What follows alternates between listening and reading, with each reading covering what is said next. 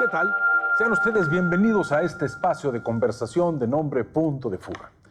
Y hoy tengo un privilegio, no quiero decir un honor, es un privilegio. Los privilegios son muy pocos en la existencia.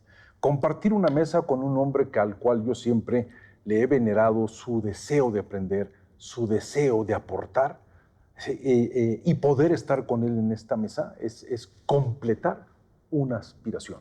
Mi querido doctor Roemer, qué gusto. Caray, lástima que no te presentaste antes y así me presentaras ante mi suegra y todo el mundo. No, eres un tipazo, maestro. No, mi querido doctor. Realmente el privilegio ya seriamente es para mí, siempre le aprendo y siempre es un gusto.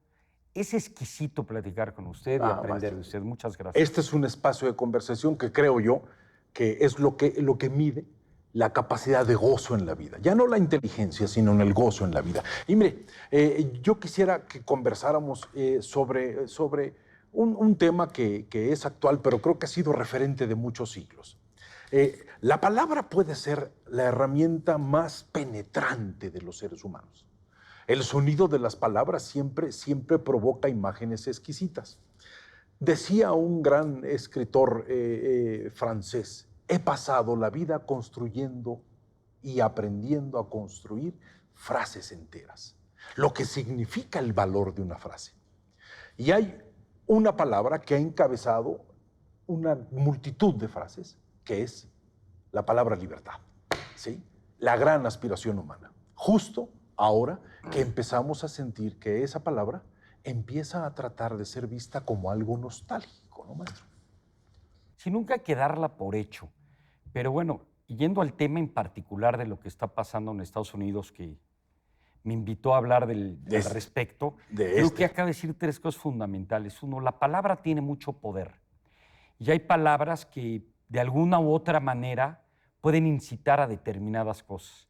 Yo creo que mucho y siempre cuando platico con usted surgen más preguntas que respuestas. Y creo que eso es parte de la grandeza de nuestros diálogos siempre, porque pues nos vamos y nos llevamos cosas y nos hace pensar.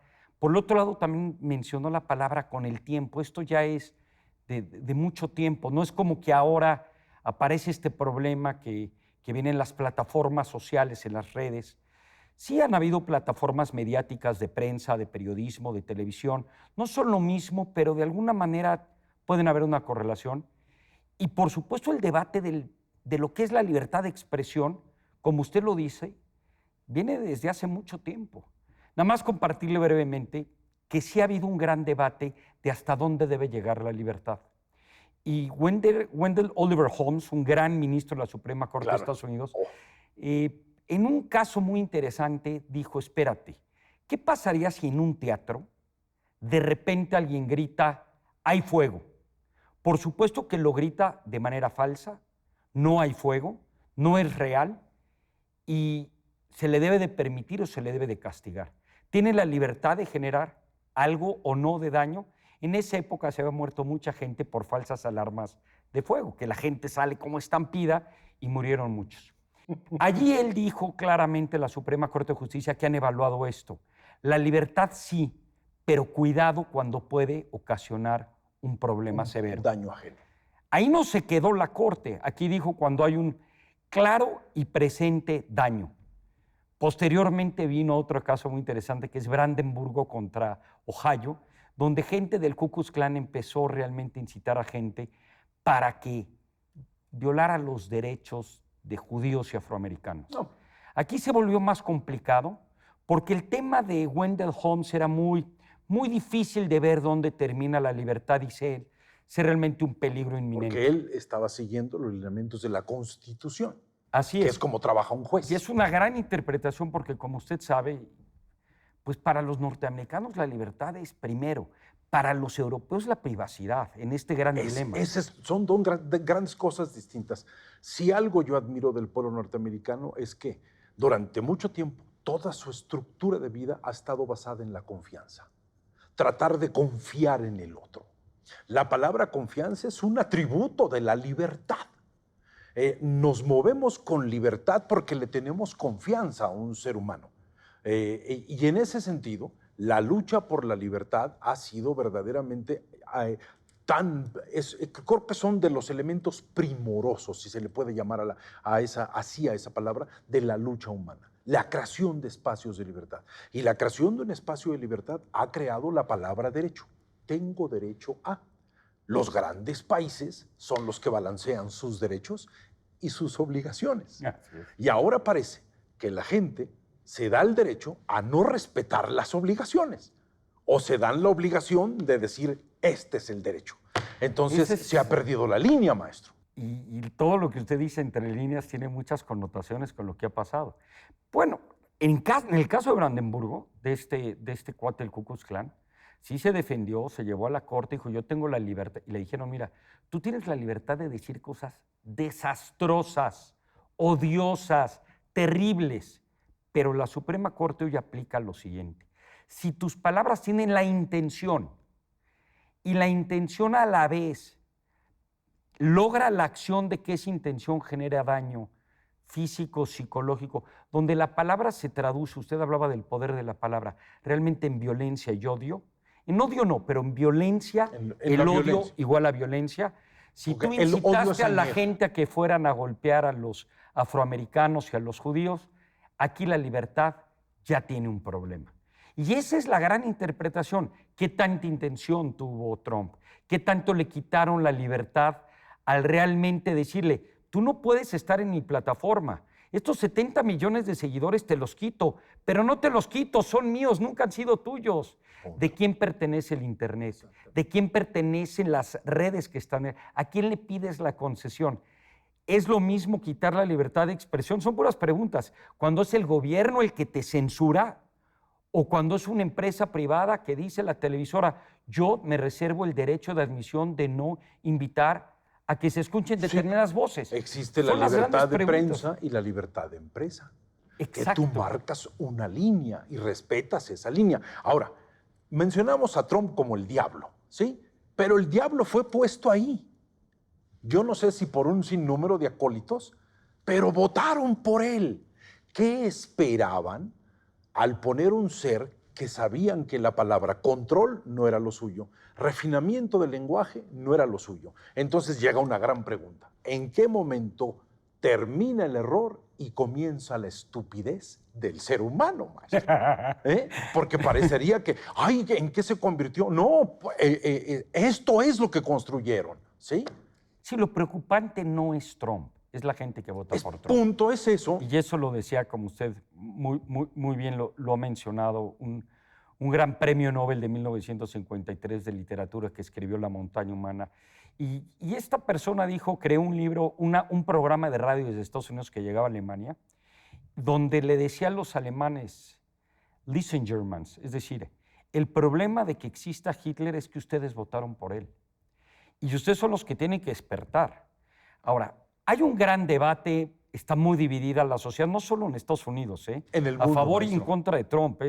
Yo tengo amigos en mis grupos de chat que realmente se vuelve incendiario esto. Pero regresando al tema, y yo le pregunto a usted, ¿tuvo la intención, usted cree, Trump de realmente generar esta violencia?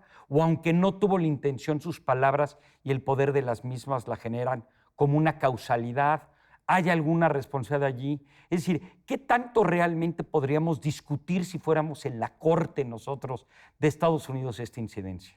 Mire, maestro, yo lo único que le puedo decir es que nada es repentino y nada es sorpresivo. Uno tiene que revisar desde cuánto tiempo atrás ha venido germinando esto para decir, véanlo, esto es lo que no supimos ver, ¿sí? Y entonces esto tiene un grado de lógica. Lo que me molesta es esta cosa de, se nos apareció el diablo. No, el diablo no aparece. La lucha con el demonio ha sido el eterno conflicto de la humanidad. Y la fascinación por lo abominable, si le llaman abominable, siempre ha estado en los seres humanos.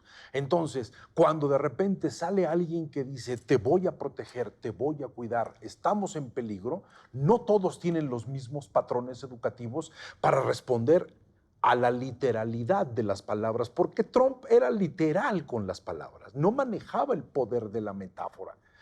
Si la palabra falla, la política falla. Si la metáfora no está, la política va por el campo de la literalidad. ¿sí? Él entró en el campo de la literalidad y un grupo de norteamericanos que usted y yo no conocemos y de seres humanos en el mundo, les parece fascinante la posibilidad de que alguien proteja, sea fuerte y recupere. Hay una gran dosis de melancolía. Una melancolía que también tenía Lincoln, pero en un tono positivo, ¿sí? Entonces, yo no me explico cómo podemos decir que se apareció algo que era grave. Lo que sí es grave es que de repente alguien decida, esto no se puede. Ya Descartes decía, aunque no me guste lo que tú digas, tienes derecho a decirlo. Sí, yo Voltaire. tengo la necesidad de escucharlo. Sí. El gran Voltaire, maestro. El gran Voltaire. Y la realidad es que yo estoy de acuerdo en la libertad de expresión, aun cuando me moleste lo que se diga.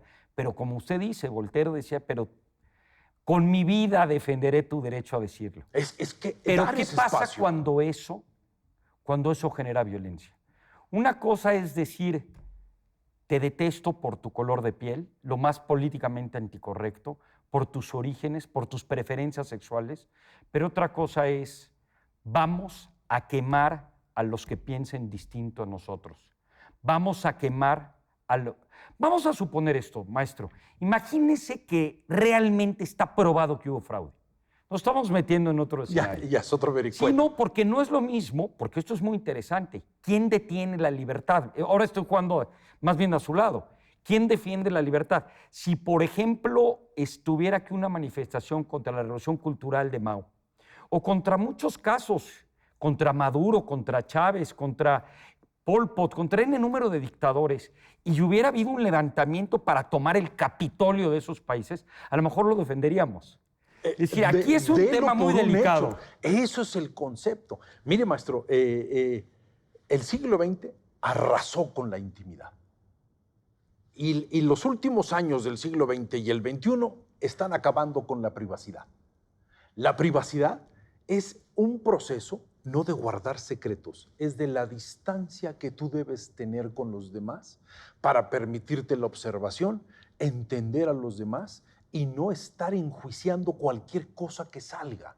Ahora uno cuenta algo y la gente, maestro, ya no hay observadores, todo el mundo quiere opinar. Todo el mundo quiere decir, le da usted un teléfono celular a alguien, ya es director, le da usted una computadora, ya es analista político. No, Andy Warhol, 15 segundos de fama, 15 minutos, perdón, todos ya la tienen. Pero aquí viene la pregunta de la libertad de poner el alto. Maestro, otra vez la pregunta. Si yo gobierno le dijera a todas estas plataformas sociales, Facebook, Twitter, etcétera, te prohíbo que tú prohíbas, ya estás afectando la libertad de una empresa privada que tiene un contrato con usted de por qué, y por el otro lado le dices, ¿sí? No se debe de prohibir que alguien, es decir, el juego de la libertad es ¿de quién? Lo que está muy claro es que el gobierno no debe de censurar. El choque de intereses siempre... En nombre de la libertad. Siempre va a prevalecer. ¿Y quién va a sobrevivir y quién va a lograr ganar? El que encuentre la forma más bella de convencimiento para que la gente piense que es lo adecuado. Y esas son las narrativas de la historia. Y esas son las narrativas, mi querido maestro. Y al fin de cuentas, ¿sí? A lo único que no tenemos derecho es a crear un pensamiento único. Eso es a lo único. Desafortunadamente, el tiempo sí es único, maestro, y nos está diciendo que tenemos que acabar. No, pero creo que terminó con las frases correctas. Necesitamos un pensamiento crítico. No es blanco y negro estos temas. Tienen costos y beneficios. Y lo importante, como siempre usted me invita, es a pensar y a ponderar qué es más benéfico al final de cuentas. Pero gratis no va a ser. Exactamente, todo tiene un costo, ¿sí? Y lo único que hay que saber, ¿sí? Que lo único que nos caracteriza como personas es poder decir el comentario justo en el momento justo que un ser humano que esté en duda lo necesita. La capacidad de preguntar y la capacidad de responder son condición humana, maestro. Mi querido doctor, como usted. Qué gusto estar con usted. Muchísimas gracias. Un honor. Y nos veremos aquí, privilegio, en este espacio de conversación de nombre Punto de Fuga.